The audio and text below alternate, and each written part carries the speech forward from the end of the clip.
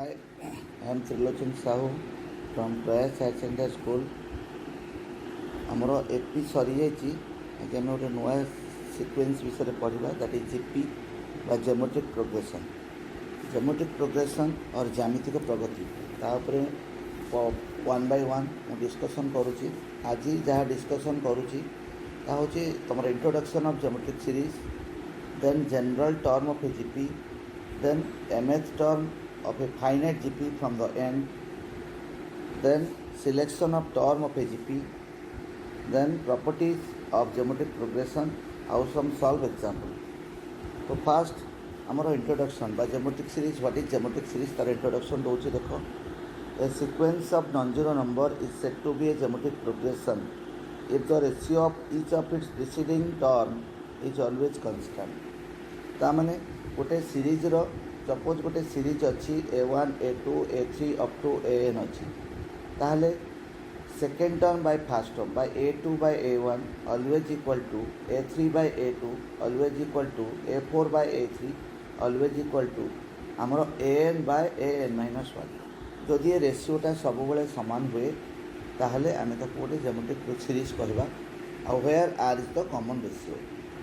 ताहले geometric series is what series कौन हम ना जदि A1 A2 A3 up to AN हुए ज्योमेट्रिक प्रोग्रेसन ताकू जदि ऐड करवा जो सीरीजटा हम सेटा तुम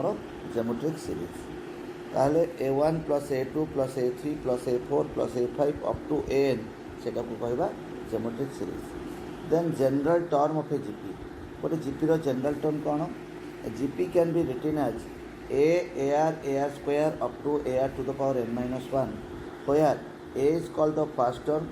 and R is called the common ratio, where Tn or n called the general term, so Tn equal to AR to the power n minus 1, where A is the first term and R is the common ratio. That is general term. Then जमीती आम AP पढ़ी mth term of a finite GP from the end ताले end माने end रु जदि mth term देथिबो आमे ताले केमती काढिबा. So let A be the first term and R be the common ratio of a finite GP having n term. Finite कहीं नौचे ना number of term टा फिक्स थिले ताहले आमे काढी परिबा end row. Then mth term from the end equal to n minus m plus 1 from the beginning, that is equal to t n minus m plus 1 सेटा केते हे जिवो a r to the power n minus m plus 1 minus 1 जोटा कटि की a r to the power n minus m हे जिवो ताहले mth term from the end equal to a r to the power n minus m. Then तमरो selection of term of a GP ताले selection of term केमती करबा selection of term केमती करबा जेमती AP रे करथिले फॉर इजी कैलकुलेशन आमे आम हिसाब रे टर्म बाछिबा सेहि पई जदि तीनटा टर्म थिबो आमे से टर्म गुडा कोन कोन नै परिबा a by r a ar तार कॉमन रेशियो होची r सेमती चारिटा टर्म थिले कोन नै परिबा a by r cube a by r ar cube ताले कॉमन रेशियो होची r स्क्वायर सेमती पांचटा टर्म थिले कोन नै परिबा a by r square a by r ar square तार कॉमन रेशियो होची r सेमती छटा टर्म थिले कोन नै परिबा a by r to the power 5 a by r cube a by r ar cube ar to the power 5 तार common ratio होची r स्क्वायर. तापरे तमरो some properties of geometric progression properties कोन if all the terms of a GP are multiply by the same constant then the resulting sequence is also a GP with the same common ratio ताले हमर गोटे GP जदि अछि A1 A2 A3 up to AN ताले सबु term रे गोटे particular constant suppose 2 multiply कर देले मल्टीप्लाई करले तो रिजल्टिंग सीक्वेंस माने 2 A1 2 A2 2 A3 ये सब हम सेटा भी गोटे जीपी हम with the same common ratio. Next property the reciprocal of terms of a given GP also GP suppose गोटे सीरीज अच्छी मोर A1 A2 A3 up to AN ताकू जदि मु रेसिप्रोकाल कर दिए 1 by A1 1 by A2 1 by A3 up to 1 by AN कर दिए सेटा भी गोटे जीपी हम. Next if each term of a GP is raised to the same power then the resulting sequence also a GP ताले suppose गोटे GP अच्छी A1 A2 A3 up to AN ताकू जदि मु स्क्वायरिंग कर दिए raised to the same power माने either squaring और क्यूबिंग जहाँ सेम पावर कर दिए তাহলে a1 to the power a1 ର ସ୍କୋୟାର a2 ର ସ୍କୋୟାର a3 ର ସ୍କୋୟାର ଅପ୍ ଟୁ an ର ସ୍କୋୟାର ସେଇଟା ବି ଗୋଟେ ଜିପି ହେଇଯିବ। The resulting sequence formed by taking the product of corresponding terms of 2 GP also is GP. Suppose दीटा GP अच्छी मोर a1 a2 a3 up to so on an b1 b2 b3 up to bn ताले से दीटा को GP रो corresponding term को जदि multiply कर दिए that means a1 b1 a2 b2 a3 b3 and so on up to an bn कर दिए ताले सेहीटा भी गोटे GP है जीवो। तापर next property the resulting sequence form by dividing the terms of a GP by corresponding terms of another GP also a GP सेमती जदि दीटा जीपी आमर अच्छी a1 a2 a3 up to an गोटे जीपी अच्छी आउ गोटे b1 b2 b3 bn गोटे जीपी अच्छी ताले दीटा जीपी अच्छी ताले दीटा को जीपी रो टर्म को जदि मु डिवाइड कर दिए माने a1 by b1 a2 by b2 up to an by bn कर दिए ताहले से जो रिजल्टिंग सीक्वेंसटा हम से गोटे जीपी हो। Next if each term of a given GP are chosen at regular interval then the new sequence form a GP ताहले आमर सपोज गोटे जीपी अच्छी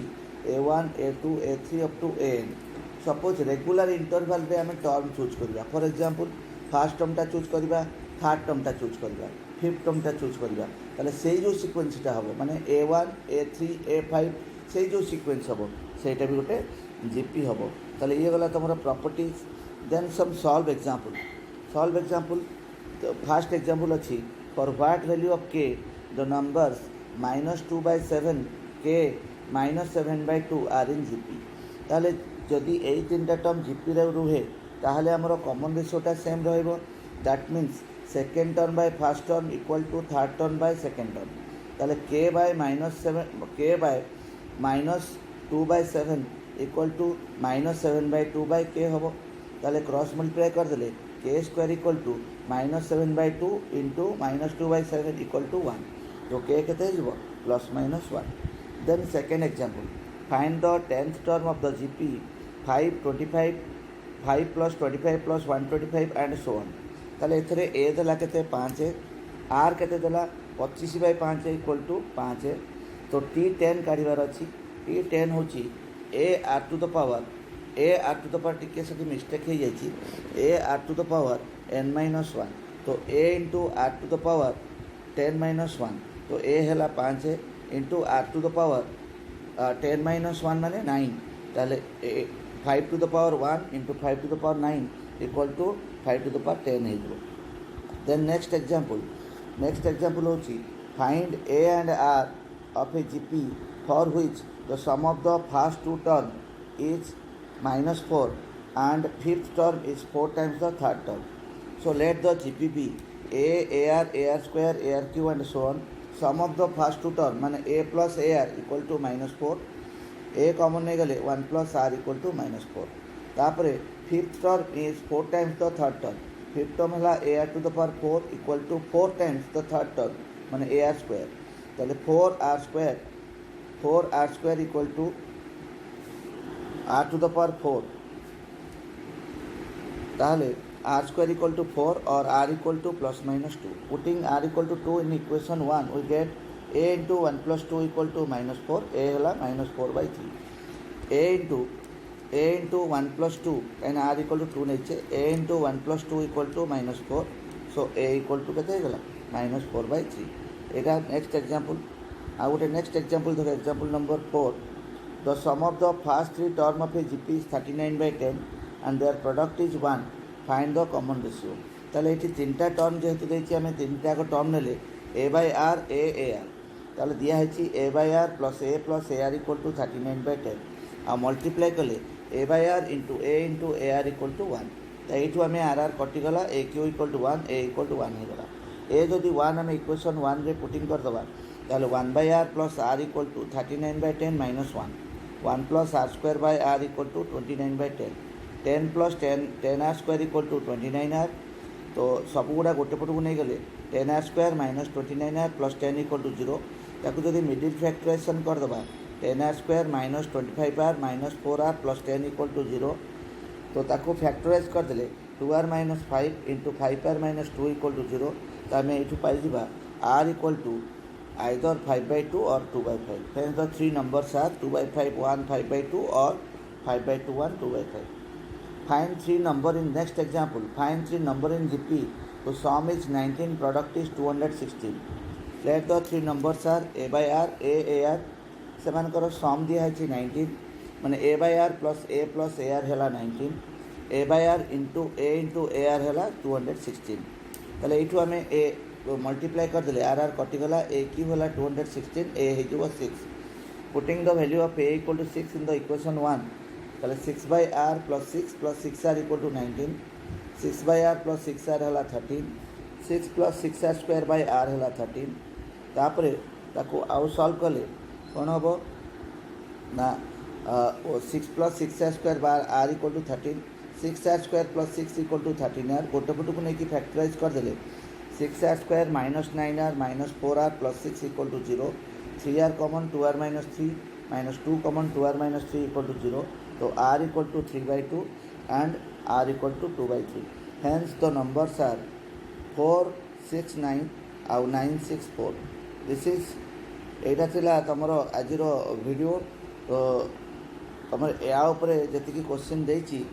असाइनमेंट रे सब करदेव ठीक से.